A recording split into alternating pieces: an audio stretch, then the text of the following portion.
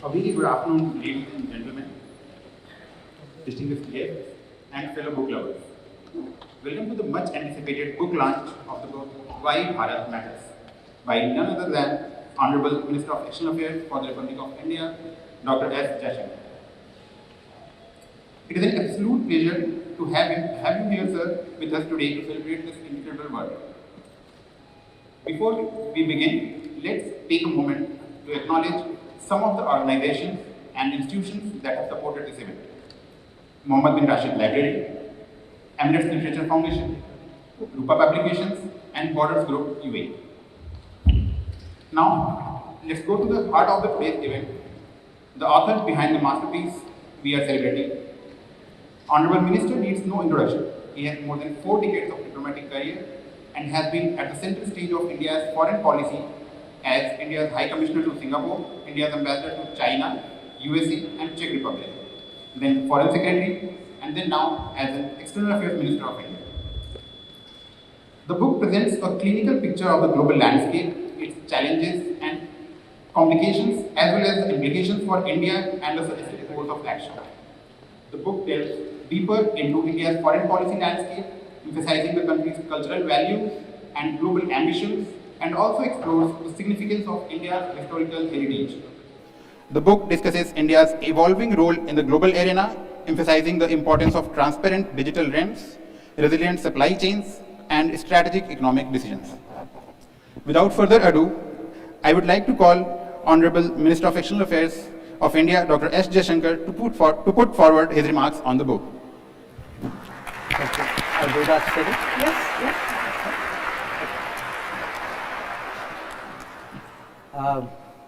Good afternoon, and it's always good to be in UAE, in Dubai, and it's always good to talk about your book, and to do both is really a great day for me.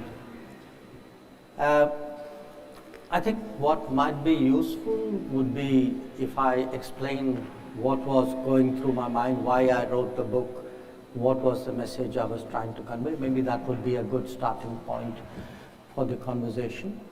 And simply put, I felt that after about a little more than 40 years in diplomacy, I was looking at a world which was changing very profoundly, and I had a sense increasingly that not everybody was getting it. So in a sense, both this book and the one I wrote a few years before were an attempt to try to share my understanding of what was changing, but with a certain objective, which was really to say, in this changing world, how can India get the best of it, or how do we really make the best use of it? Now, when we speak about a changing world, I've laid out different aspects of it. The re-globalization, in a way, that the old globalization is no longer working, so something else is being done. The rebalancing, which is the weight of different countries, relative weight of countries vis-a-vis each other, how that is changing, and therefore how relationships change. Increasingly, the de-risking of the international economy, I would say almost the global order, which is facing so many challenges. So countries often gear their diplomacy to make sure that things don't go completely off the rails. Then you have two countries in particular who keep coming up like major characters in a book, and no surprise, one is the United States, the other is China. The US is an interesting character, if you can call it that, because this character is actually redefining how the rest of the world, how it relates to the rest of the world and how the rest of the world perceives it. And the other character, China, is actually rising, pushing, testing limits in different ways. So you have already this changing world, and among them these characters. And of course, I keep coming back to this question of what does it mean for India.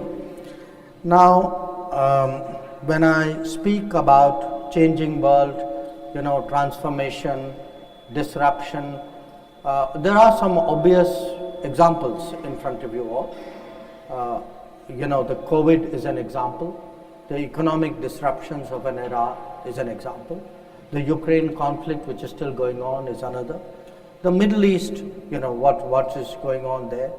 What is happening in the Indo-Pacific, the recurrence, in a sense the world is more nationalistic today. In some ways it is more insular. It is certainly much more self-centered than it was before. And if you put in this mix, throw in technology, throw in AI, throw in green, clean technologies, electric mobility, changes in our way of life. And if all of that wasn't enough, just make sure that you're factored in extreme climate events, which can be disruptive by themselves. So look at this kind of picture that I'm presenting. This is really, the pot is boiling, the characters are changing, the balances are changing, the relationships are affected by all of this. And then I present to you an India which is changing partly because of all of this, but autonomously as well, where in a way all the accumulated impact of the democratization of Indian society, the greater opportunities, the prosperity, the aspirational India, the demography, and in many ways, I am putting this to you. I don't quite use those words. If you look at Indian politics, at Indian civil services, look at the Indian cricket team, they are far more diverse and representative than they've ever been before. And so the message which I put, especially my first book was called The India Way. My second book is called Why Bharat Matters. So often a question I get is, and I'm answering it in advance, why am I using the word Bharat, not India? Is because of this, I would say, a more authentic today representation and articulation in the society. And in many ways, I think Prime Minister Modi himself is very representative, symbolic of all of this.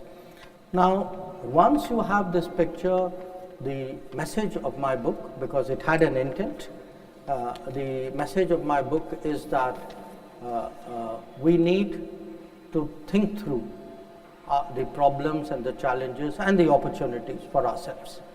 That we should take proffered or inherited wisdom carefully. They are often loaded with a particular agenda or with a particular bias. So when we look today at, should we globalize? If so, how open should our economy be? There are today judgments, about politics, about the quality of democracy, about cultures, is there a global culture? Is something which is applicable or practiced in one society, should it be easily transferable to another? Is there such a thing actually as a global cultural norm? Because these are today very key issues. That often what happens is the dominant cultures or societies or countries, they are almost hegemonic in their pushing lot of these ideas. So if something is good in a university campus in a country, they would try to make it out as though it's sort of a universal truth which everybody must accept. Some of what I have tried to do is to push that point that it's important to think through for yourself. The other message I have, which was particularly targeted towards young Indians, was that take an interest in foreign policy. Because whether they like it or not, the world is coming to their homes. and the COVID was the most graphic example of this. So if students go out, if people go out, to study, people go out as tourists, as professionals, or even if you are at home, events outside can actually shape your well-being, your security, your comfort. So it's a kind of a pitch which someone who spent a life in foreign policy is now making to the entire country, saying, listen to me, I'm actually more important and relevant to your lives than you thought I was. So please pay more attention to what I'm doing. Then of course the idea that this world of ours, because often the debates of our days, including till recently, they are like there's an accepted norm, and any deviation from that is catastrophic. Whereas actually the reality of the world is that there is a diversity of the world. I mean, if there are 193 countries in the world, then clearly there's going to be a big spread of views and values and practices and culture. And I would argue the world is returning to its natural diversity after centuries of dominance by a few countries or by a few regions. And a more diverse world will have different conversations. It cannot be a conversation between two blocks. It cannot be a conversation between one big center and the rest of the world.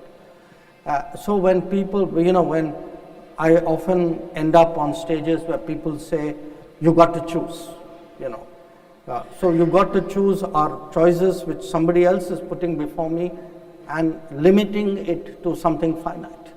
Now, if there are 193 countries in the world, there are at least 193 choices. So how do you, in a sense, really create a more democratized world? Then, in a way, I've somewhat provocatively gone back into parts of our history. There's a chapter called The Roads Not Taken, which is to look at choices which were made by our leaders and to audit it. Audit it not with the benefit of today's hindsight, but look at it with fresh eyes and ask ourselves, at that time, did somebody else have a different view? And did that view actually have some worth? That if he had opted at that time in 1950 or 1955 or 1960 or 70, whatever it is, if he had not taken choice A but choice B, where would we be today? I think it's at least intellectually, even politically, an interesting, provocative choice. Now, having said all that, just if I could explain the layout or the format of the book. In my first book, I had a chapter on one of the epics of India called the Mahabharat, which is an epic which is much more commonly associated with statecraft. So I took that epic and tried to find analogous situations in real life.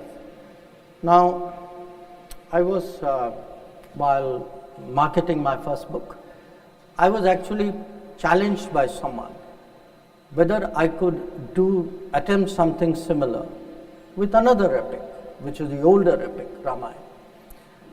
And it's not a saga which typically people associate with, high politics, diplomacy, statecraft. It's much more ethical, moral narrative in a way. But as someone who grew up steeped in this, I felt that I could use that as a messaging, that in the Ramayana, it's the story of the king, Lord Rama, Prabhu Shri Ram. So think of him like a rising power, like India. And what happens is, there is a sort of a preparation, Then there is a training, then he's tested, there are tactics, there are strategies, there are ethics, and then there are some grand, there's a sort of grand finale. I mean, do you actually do this, can you actually bring yourself to address this enormous task before you? So in some ways, his life story is also a sort of a paradigm which is similar to a country like India, a big country, which is constantly tested, which has to make its choices, which has its dilemmas, like he has. Now, I've taken different facets of that epic, the unintended consequences. Both Lord Ram and the other big character, the Demon King Ravan, they both, at various points of time, take actions which have consequences they couldn't have foreseen. Or, for example, the idea even of diplomats. We again, because of the colonial period, a lot of our diplomatic models are Western models. Whereas actually in Ramayana you have a great diplomat, which is the Monkey King Hanuman, who's sent as an emissary, and he exceeds expectations in the performance of his diplomatic tasks. But not just, he's the one everybody would know. But there are others who people don't normally think. There's another Monkey King called Angad, and the mind games he plays when he's sent on a task. Or his mother, who's actually very astute, who's able to calm down very roiled situations. Then I come to a big rivalry in that story, which is between two sages. One is an established one is a rising one, and the tensions between them which drive that story, which is Kaushik and Vashisht. Then the root cause, in a way, of the whole, the predicament of Rama, which is that his father gives boons to his stepmother, who exercises it. It's somewhat similar to countries who help other countries to grow, not realizing that it could come back and haunt them. And I think in today's day and age, you don't have to tell which country helped which country to grow. I think most of us know that. Or it could be, tests of strength, the need for allies. When we speak about Ram, he has a stepbrother, but they are almost like a joint at the hip, that you talk of them like a pair. So the importance of having allies, the importance of building coalitions. Like Lord Ram, to go to Lanka, has to create a coalition of the monkey army, but of other creatures, how to manage a coalition, how to keep that going. So what I've done is I've taken episodes of the Ramayana and tried to bring out one particular challenge today that Indian foreign policy has: building coalitions, finding allies, making difficult choices, competing with other countries. How do you resolve some of the difficult moral, ethical dilemmas? So that's sort of the manner in which I've sought to present it.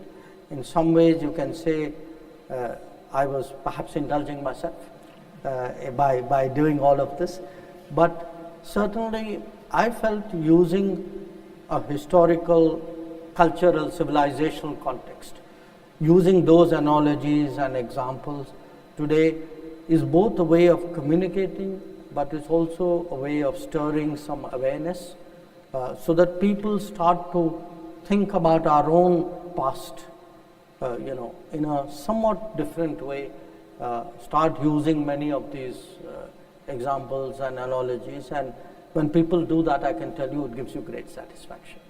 So once again, really thank you very much, and thank you all for coming. Thank you for listening to me patiently, for a chance to explain what the book is about. And over to you. Thank you, sir, for your valuable insights. Now, I hand over the floor to Ms. Isobel to take us through discussion, followed by questions and answers. So, first of all, Salam Alaikum, and thank you all for being here today for this very, very special occasion with His Excellency. When I was given a copy of this book, I didn't know how to take it because I'm not a politician, and as we were speaking earlier, my sort of knowledge of policies that you would need for one of certainly the largest democracy in the world, and the way that life is changing so quickly, I didn't know what to expect. But then I found in each of the 11 essays or chapters something that took me back in time into your history and gave you another sort of illustration and picture of the points you were making about the challenges, but then giving us another way of examining it. And I thought that was absolutely brilliant. Now thank you all for the wonderful questions you've sent in, and we're going to tackle those, but because I'm sat here on the stage, I have a little bit of an advantage that I'm going to ask you a couple of questions first and then go over. So, the worldview. You wrote in an earlier book, engage America, manage China, cultivate Europe, reassure Russia, bring Japan into play, and draw neighbours in. Is that viewpoint as relevant today? I think yes, it has. I don't think it's fundamentally changed. When I wrote it, it was not my intention to suggest any of it would be easy. Definitely in the years that have passed, recent years, some of them have tested us. We have to be nimble, for example, to stay in tune and in touch with the changes in America. It has taken a greater effort in regard to Russia because of the Ukraine conflict and all that came with it. With China, we've been through a very difficult patch.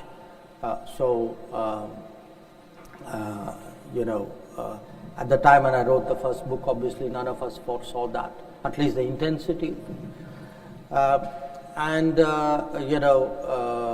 Again, Europe today, even Japan to different degrees are affected by the turbulence of the world. And our neighborhood has seen its own share of ferment. So the answer is a yes, but it has taken a lot of effort, I would say, dexterity, energy, even generosity. I mean, one of our neighbors, for example, slid into an extreme economic crisis, Sri Lanka, which required us to step forward in a way in which we have never done in our history before with any other country. So life is complicated, but having said that, I would still stay with that formula. Thank you. And as we're sat here in the amazing, iconic Mohammed bin Rashid Library, surrounded by more than 1 million books, and ancient books and modern books, what I have always felt about Indian culture is the impact has grown and grown and grown. We are returning to the ancient Ayurvedic medicine. We're returning to the things that generations ago were practiced in India. We have yoga, we have meditation, we have the wonderful writers, the culture, Bollywood, music. You look at it, it is such a powerful culture. Where is the place of culture in diplomacy? I think it has a place, and I would argue that most of all that place is in the mindset. Which is, when you have old civilization and all the traditions and the narratives and the saga and the wisdom which comes with it. When you are confronted with problems, so much of it has seeped into all of us that the way we look at it tends to be a little different. So, if I were to look today at the world, okay, let me give you a very sort of a major happening, the war in Ukraine. I think it's almost an Indian instinct to realize very early on that the battlefield is not going to provide the answer. I mean, in a sense, there is I know I'm stereotyping it a bit, and I enter that caveat even as I give the answer. There are cultures and regions and countries where they want solutions, they want decisive solutions, and they want fast solutions. Not everything in life is amenable to it. Often you need, it's very complicated, you need to figure out, there's an element of patience in it, there's an element of trying to bridge, gaps. Today, when we push the line that, look, you have to come back to dialogue and diplomacy in Ukraine, you're not going to get a military solution or a battlefield solution for what has happened. Today, people, after, into the third year of this war, are much more open to realizing it. So, I think societies like India culturally take a long view. It also has some shortcomings. It's not always a virtue. I mean, sometimes maybe we should be more resolute and decisive in our response to problems. But on the whole, I would say in diplomacy, the tendency to develop relationships, to take a more considered view, and not be hustled into what might end up as big mistakes. I think those are some aspects of it. Thank you. Now we're going to move on to questions from the floor, and I'm going to ask 3 questions for His Excellency to answer. I will also give the name of those who've sent these questions in, and if you want to stand up and hear the answer, then please do so when we come to that. So the first one is from Brijesh Kishore Kumar Dhruv from Enoch, and his question, thank you for standing up. How would you describe Bharat's role in the world? Like a chess grandmaster making strategic moves, or more like a quiet powerhouse whose influence grows through wisdom and subtlety? That's the first question. So the second one is, how is the government working to channel the entrepreneurial energy of Bharat? Is Startup India looking beyond the major cities? And then we had a late question that I'm going to insert in here because it came in recently, just 20 minutes before we started. In your first book, all the other quotations are from historical figures. The only contemporary one is from Donald Trump. In your book, while Bharat... Did I say something? Figure. Yeah, Donald Trump. Or DT, shall we say. In your book, While Bharat Matters, even though it was written last year, you are still writing about Donald Trump's ideas. Please explain. And that's from Prashant Gulati. Yeah. Oh, thank you. So you've got those three questions to start. The chess master or the powerhouse, right? Yes, chess master. Yes, it's between like a chess grandmaster making strategic moves, or more like a quiet powerhouse. Maybe a mix of both. Because on the one hand, I think when countries rise, big countries rise, they need to calculate their moves. They need to think through what they're doing, what would be the second, third order consequences, exactly like you would do. And, what do you do in a chess game, or for that matter, in any complex sport? I mean, you would anticipate the response, you would build your response to the response, take it 2-3 levels down. That is necessary to do now. But having said that, the fact is also our capabilities are more, our influence is more, our contribution is more.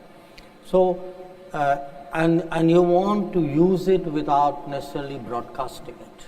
You know, you don't want to be in your face. You want to be,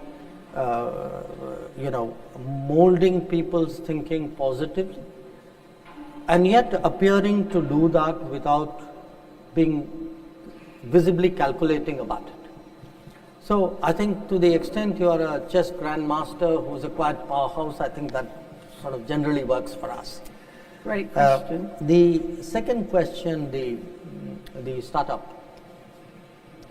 You know, one of the changes, I see a lot of changes in India, and I must tell you, in the last few years, I've been traveling an enormous amount.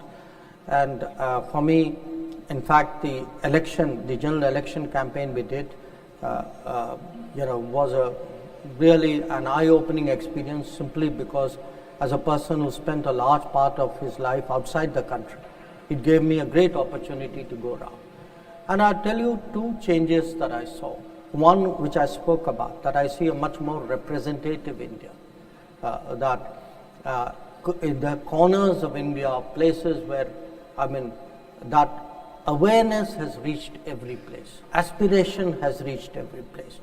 So there's no part of India which says, it is my fate to be left behind, or somebody else is going ahead and that's fine, I can wait it out. Everybody today is equally impatient, that's one. But the second part relates to this question. I've been to some universities. Now, typically, when a minister turns up at the university, you line up your best students and say, these are the gold medalists of this institution. I've had quite a few experiences where people said, I want you to meet these 6 students. They have patents. I want you to meet those 10 students. They have startups. I want you to spend another 2 hours. We want to show you, take you to an exhibition of what our students are doing. So today for me, this kind of thinking, which honestly would not have been there. Forget my generation, even many between us and today, between me and someone who's 20 years old today. That is a very big change in the thinking of people. And you can even see this, one of the interesting things which is happening in India today is more people with the confidence to do their own thing. In fact, a big even uptick in self-owned businesses. So there is, I think, a kind of a confidence and a different logic out there.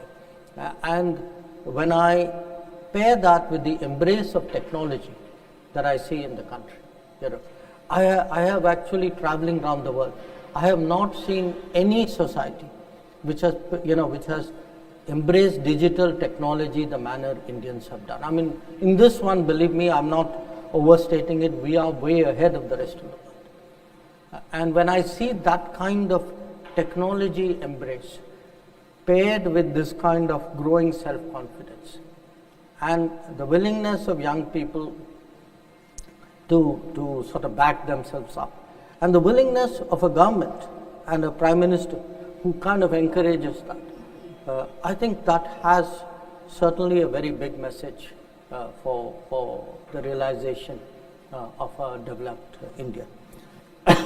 The third question, in my first book, yes, that's true. I had a number of, I would say the only living person I quoted, had a quotation, was Donald Trump.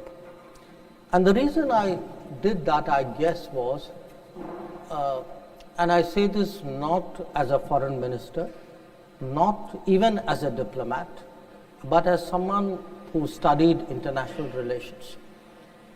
Everybody else, every major player today is working within an established framework to improve or change what it is they see around them.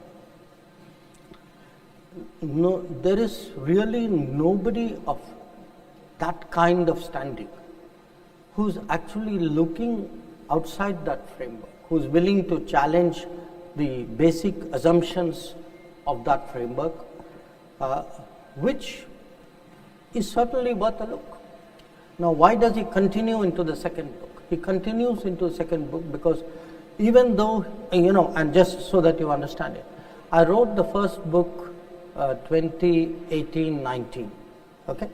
Donald Trump is the president. So definitely, he's dominating figure on the world stage. I wrote the second book in 22-23. In 22-23, he's not. But here's the interesting point. A lot of what he has advocated, what he has worked for, what presumably will now become again part of the American agenda and therefore the global agenda, they still remained on the agenda even though he was not the president. For example, this very mistaken belief that globalization would help all countries in the world. Now, the reality is otherwise. Globalization has hollowed out many economies. It has done great damage to working class in many countries. It has particularly hit small and medium businesses in some societies. It has been an ideological cover to preach a certain kind of value system to the whole world. Now, each of these are a challengeable proposition. And in my view, Indians should also think this through. We often associate these kinds of challenges to thinking, understandably, with Donald Trump, because he's been the most visible figure arguing that. But I would say, as an Indian, I certainly believe much of it applies to me as well. My businesses have got hit in globalization.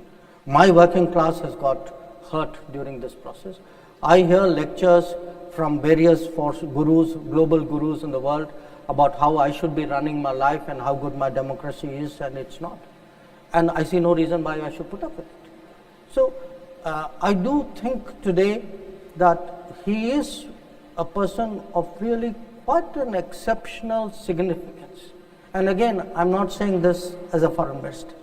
This is a sort of an intellectual, I would say almost a professional political science evaluation of it. Thank you.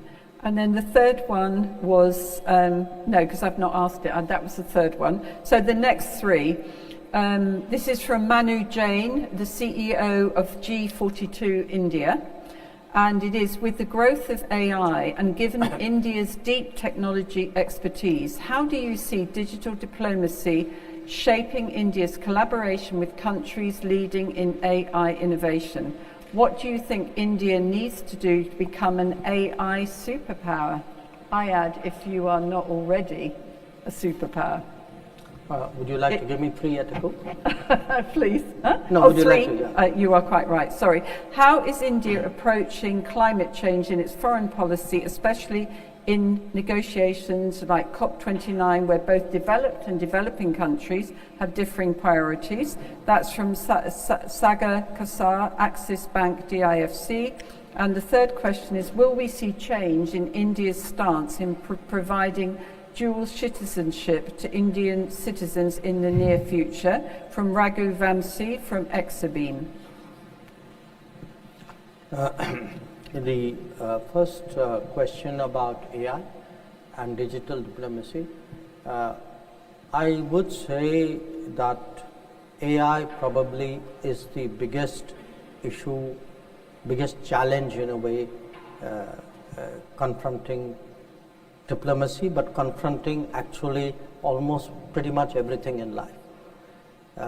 It has the most radical transformational possibilities, and it has a potential which I guess we don't even fully understand or even imagine at this point of time. Now, does it call for, how does it impact diplomacy, because that's where you are sort of seeking to go. I think it is already a big issue. It's a big issue in two ways. Um, there's a competitive aspect to AI. So can there be some kind of global compact with regard to AI, guardrails? People use different words for it. It's going to be hard. It's going to be hard because precisely because it has such a game-changing possibility that any regime, any discipline involves a certain amount of restraint. And in an intensely competitive domain, that's going to be very difficult to get countries to accept. On the other hand, because it's so competitive and because it's so impactful, there are also huge incentives for countries to collaborate. So I'm guessing that you're going to have a very sharpened global rivalry because of AI, and you're going to have very deep friendships or understandings in the world because you're going to have AI. So it's a paradox in a way, but that's sort of broadly where I think we're going to go. And certainly, because I'm here right now in Dubai, I think between India and UAE, there's a clearly an opportunity here, which is, I think, already beginning to be explored. The climate issue. When I talk about the changes in India in the last decade, climate action would be one of them. We've become very enthusiastic proponents and practitioners of clean and green technologies. But it's, some of the old traditional problems. In many cases, we have to press on, keep the pressure up, but at the same time also autonomously find solutions. Don't let the developed countries hold the rest of the world hostage in this. But don't let them off the hook either. I think the two objectives have to be both worked upon. Certainly, we have seen in India, I would say, sort of a massive solarization of the country. And one of the interesting initiatives of the third term of the Modi government is actually to do rooftop solar, probably on a scale which has never been attempted in history. So it will have very interesting, not just energy consequences, even it will impact, for example, the adoption of electric mobility down the road. It will have in a way it will, because you're going to have a lot of micro decentralized production, energy production, it will have other consequences for the grid load, etc. So even socio-economic consequences for individual households. But there are, I would say, again, if I take it at the level of diplomacy, there are serious discussions today underway of long-term, I would say, long-distance energy transmission, including on the seas. So the idea, Prime Minister Modi has this idea of one sun, one world, one grid. The idea being that you keep generating solar and keep moving it across the world as the day progresses. But today there are serious discussions both to the east of India and to the west of India of this long distance transmission projects and their viability. And I would not be surprised if some of these were actually to materialize in the not very distant future. On the dual citizenship, yes, it is a continuing debate in a way, because clearly India would like its people to remain as closely attached to the country wherever they happen to reside. but there are different angles to it. There are legal issues, there are issues sometimes of the country concerned. Not everybody, India may want dual citizenship, but the other country may have reservations. Not everybody is necessarily open to it. There are, as I said, legal, could be political, even security complexities. At the moment, we are, what was decided during Prime Minister Vajpayee's government, which is overseas citizenship. But it is a subject which we continue to debate both with the diaspora, within the country, within the government. Thank you, thank you. So the next three questions, Your Excellency. What's the secret of your success is the first one, and that's from Sridharith VC, right. Autodesk Middle East. And the second question in this group, which industries and skills should policymakers focus on in the next few years to put India on top of the human race and the world map? And the third question in this group, what are the benefits of investing in India for the non-resident Indians in the UAE? Well, I'm not quite sure how to answer that secret of success question. I think probably what anybody, and in a sense everybody, would benefit by is really to have the opportunities, to have the right people to work with. It's great to have good bosses, by the way. That's a great secret of success. So I would, and you need a fair share of luck as well.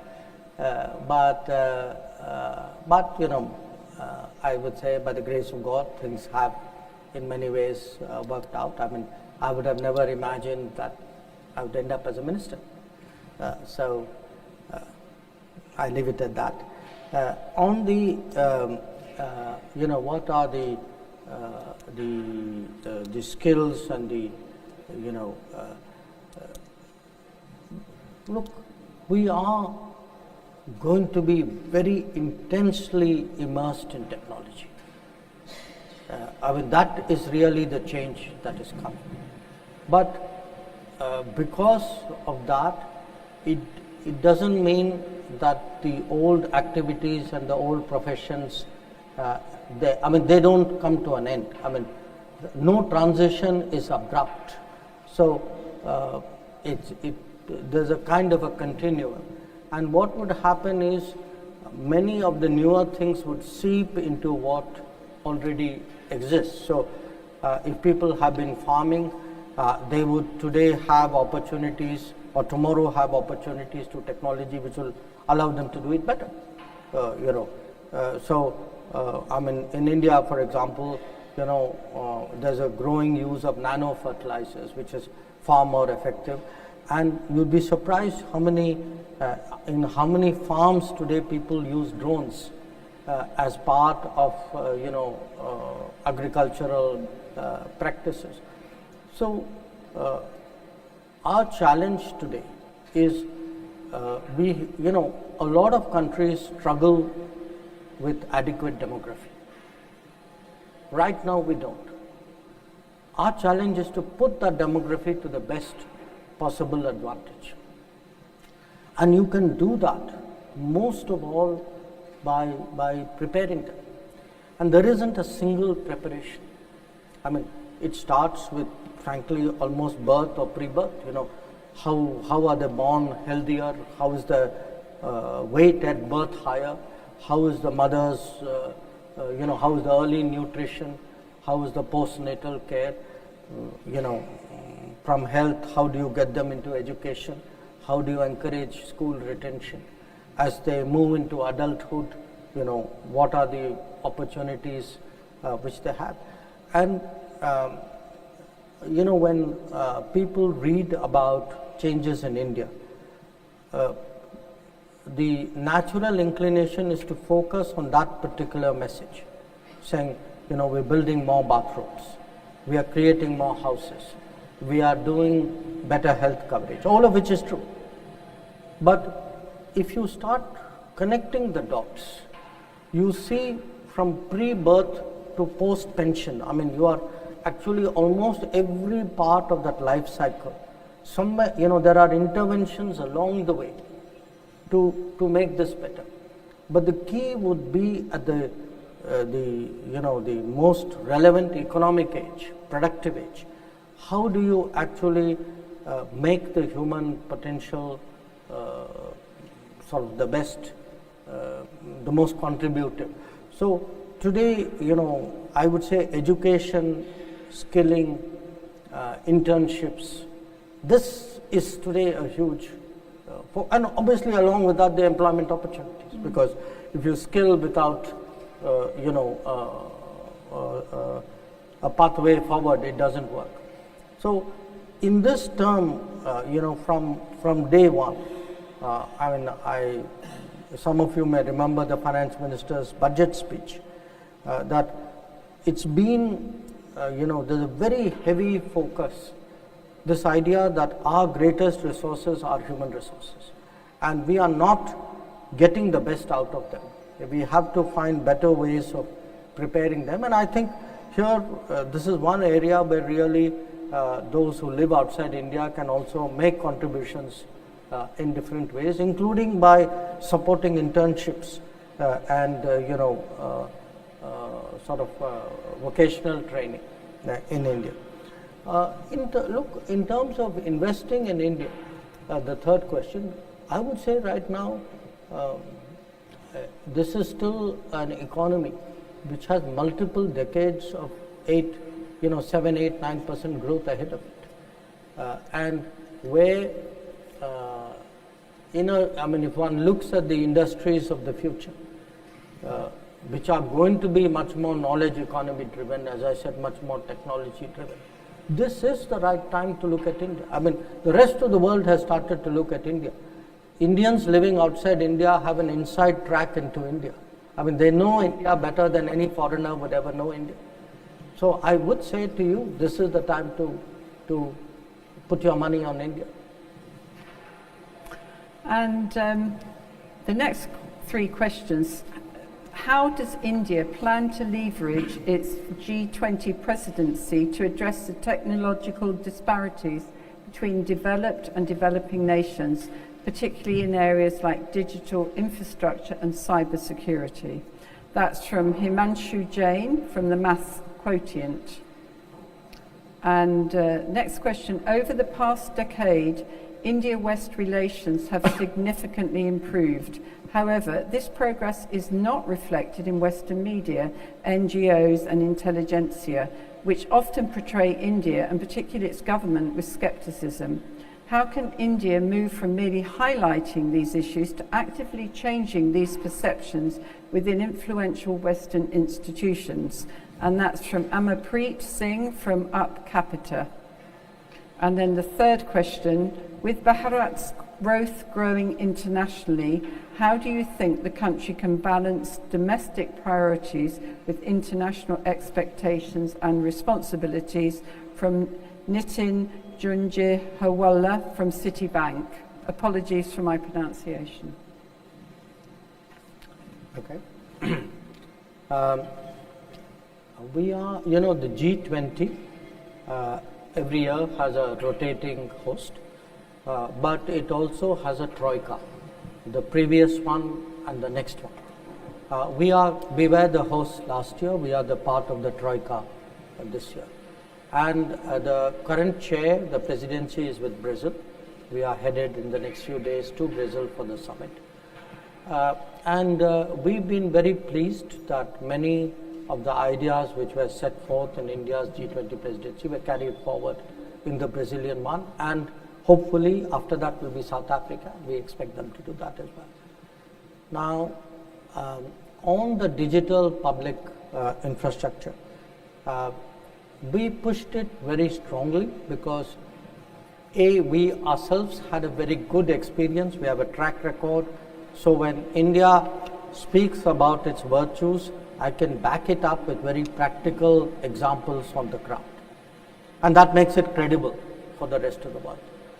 Secondly, we have seen its impact on good governance, on economic efficiency, on problems that we see a large part of the global south also has. So, one of our big issues before was really when you distribute, when you give people benefits, whether it's in cash or in kind, whether it's food or medicine or actually payment for wages. The reality is a very large part of it would disappear in the hands of middlemen.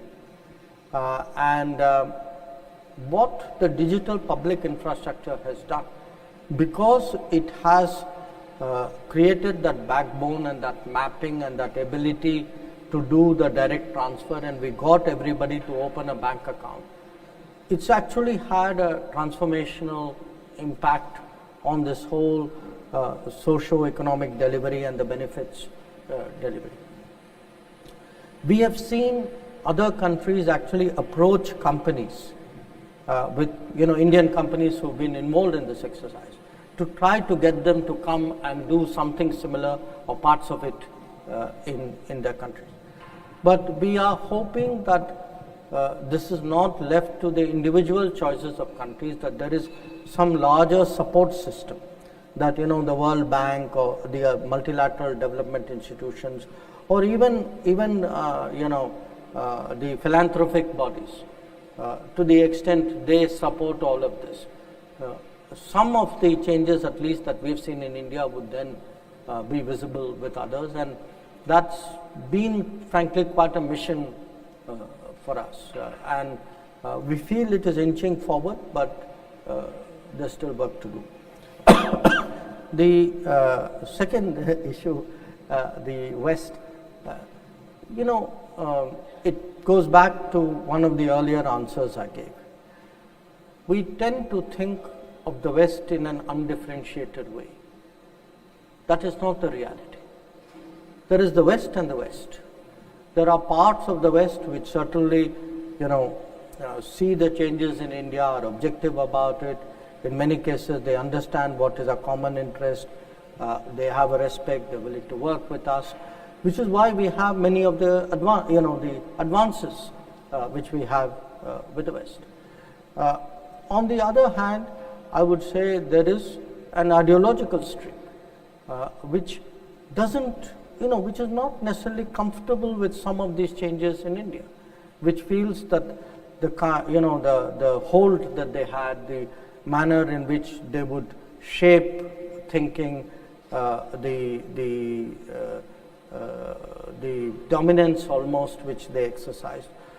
If that is being challenged, then they want, in a way, to delegitimize it. So you have, these exercises, this whole ratings exercises, ratings on, political integrity, ratings on levels of freedom, of free speech, of media, etc.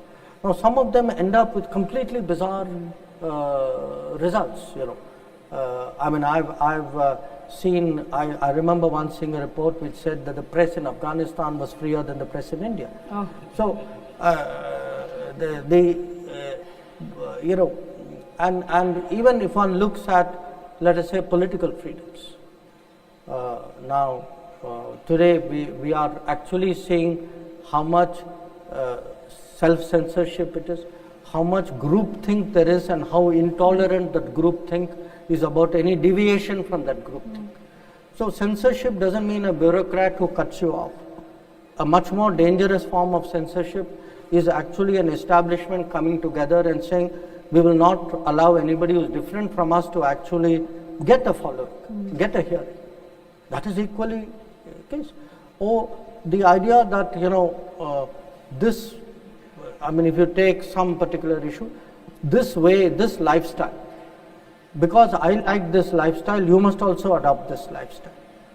And if you don't, then that's a black mark against you in whichever rating that they're doing.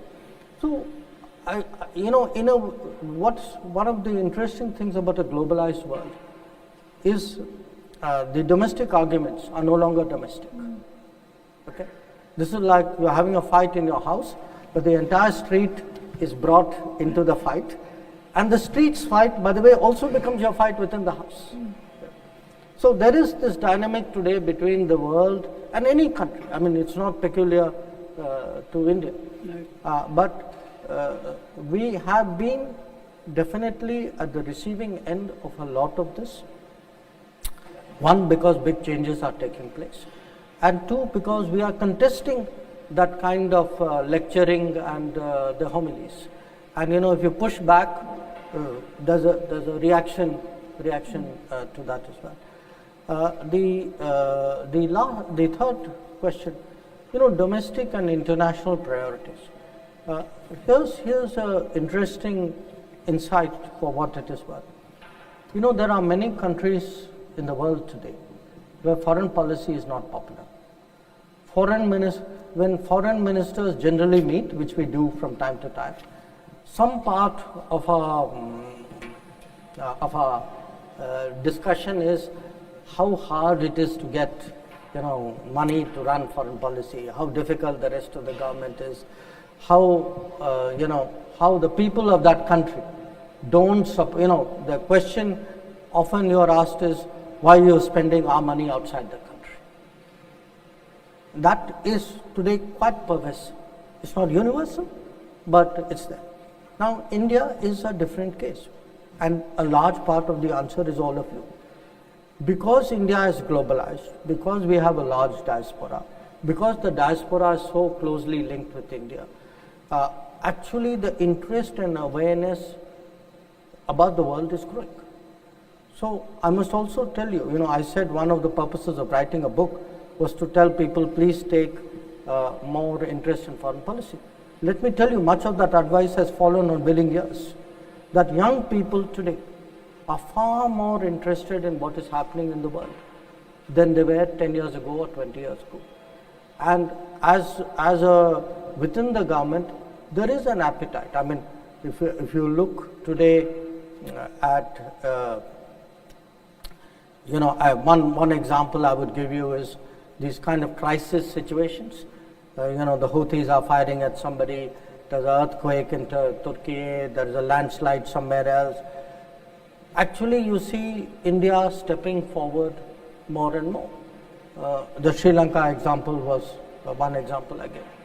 So, India is globalizing, India is growing domestically. In our case, there is no tension between the two. I mean, people see one as reinforcing the other. We are not insecure about the world. We are sort of positive about the world. We think other countries having good relations will do more good than would do harm. I mean, obviously there are some odd exceptions to that rule. But by and large, I would say we have a very sunny disposition towards the world. Thank you. So, post third term of Prime Minister Modi, has the implementation of reforms which were early spoken about being delayed or being done silently, as we don't see and hear at them at the same pace as earlier? So it's the implementation of reforms that were spoken about, are they delayed or are they being done behind the scenes, as it were? The next question is, as India becomes more powerful economically on a global scale, the relationship with neighbouring nations appears to be weakening. What can be done to benefit those relationships and nations? And the third question, is Trump going to be a real success? We can't escape. Okay, it is in the news. Let's have an expert tell us, please.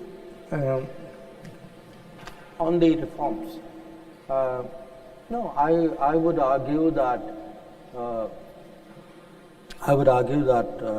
in fact, in the third term, some really big reforms were announced fairly early. This includes the creation of 12 industrial zones across the country. a whole slew of infrastructure projects were announced, some of them linked with this, some of them independent of it, including, by the way, some ports which would be linked to UAE and in a way become a takeoff point for the IMEC corridor. A big push which I've spoken about on education, on internship, on skilling, very strong support to agriculture so that there is a sort of, it ensures that there are incentives for food security, expansion of the health coverage. Perhaps what has happened is so many things are changing with so much regularity that change has become the norm, and maybe people don't, see if change was an exception, maybe it stands out more. I think you are just seeing a very fast-paced evolution, one after another, and that probably gives you this sense. I mean, that's the only explanation I can offer. Where our neighbors are concerned, for every country, neighbors are always very special because by definition they are neighbors. You're much closer to them than you are to anybody else. And that closeness has obviously many advantages, but the closeness also has some inherent, frictions or divergences in them, insecurities could be in them. Now, if you look at India, we are blessed in having many neighbors of varying kinds, land neighbors, sea neighbors, tropical neighbors, I mean, you name it, we have it. Now, each one of them, has their own cycle of politics. They have their own, debates. They also evolve, and part of their evolution is also the relationship between us changes. So perhaps what is true is each of these relationship itself is a dynamic relationship. There's no so you can't say it was like that 5 years ago, why is it not like this now? It's not like this now because 5 years have passed, and no relationship can stand still at one particular point of time. Now, in many cases, in recent times, we have seen changes. We have seen political changes. We saw it in Maldives, we saw it in Sri Lanka, we saw it in Bangladesh, we saw it even in Pakistan. In Nepal, a combination of parties keep forming and reforming their alliances. Now, if you actually look at it, if you take, I take Sri Lanka as the most notable example. I have lived in Sri Lanka through some very difficult years. I've seen, times when a lot of the insecurities and tensions of the relationship were played out in public. Today, if any Indian goes to Sri Lanka, it doesn't, I'm not talking here of, a governmental articulation or a diplomatic pronouncement. If you look at the popular goodwill in Sri Lanka of the ordinary citizen, it is very deep in people's consciousness that at a time when they were in the most unimaginable situation, where the entire world in a way had turned its back or at least, thrown up its hands. One neighbor stepped forward and stepped forward massively. For a country like India to put out $4.5 billion as a package, which eventually was almost twice the package of what the IMF gave, was not a small thing. And we did it without conditions. We did it at a time when, literally, that country was running out of food, it was running out of fuel, it was literally shutting down. So it has had a very profound impact. We've had a change in Maldives. Yes, I accept that in the initial period, a lot of the political sharpness sort of came into play. But then, with each one of the neighbors, what happens? Once people settle down, they realize, okay, what is this relationship really about? Does it benefit us or does it harm us?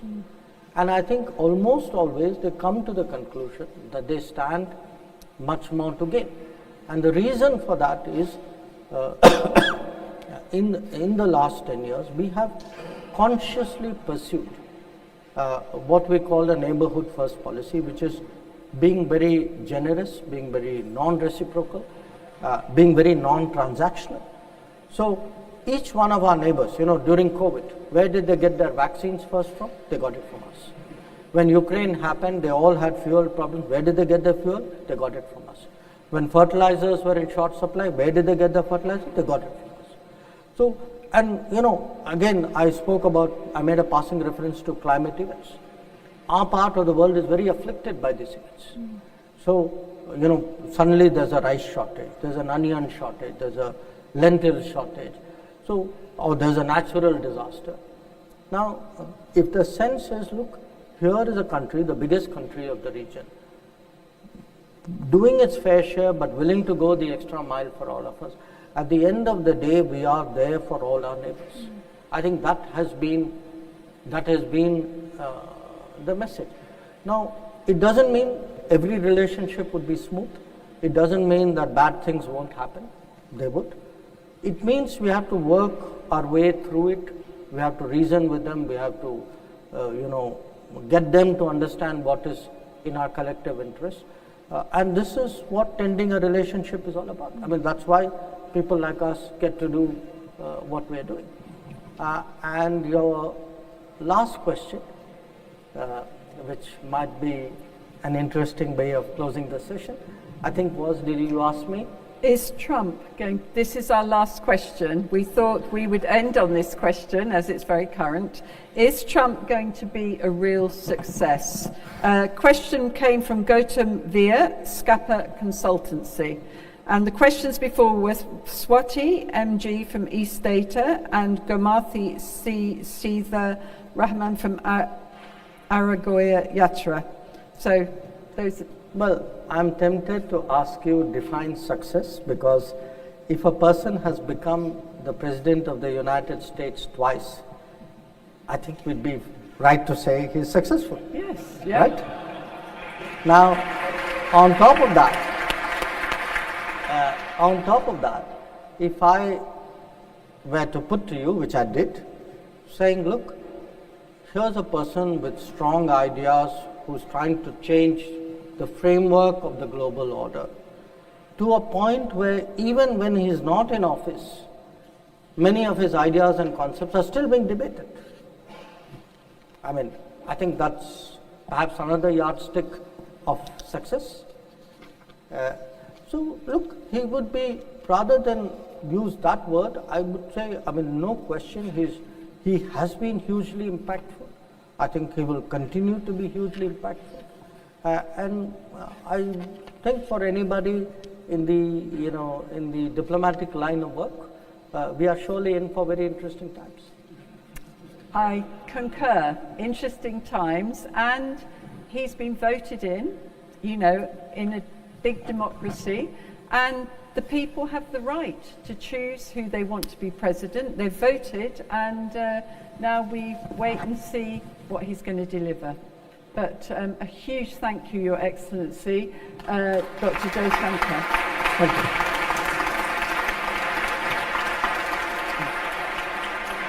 Thank you, Honorable Minister and Ms. Isobel, for the engaging discussion on why Bharat matters. I thank you all for being present, and I hope that you would find this book a compelling read. Have a great evening ahead. Thank you all.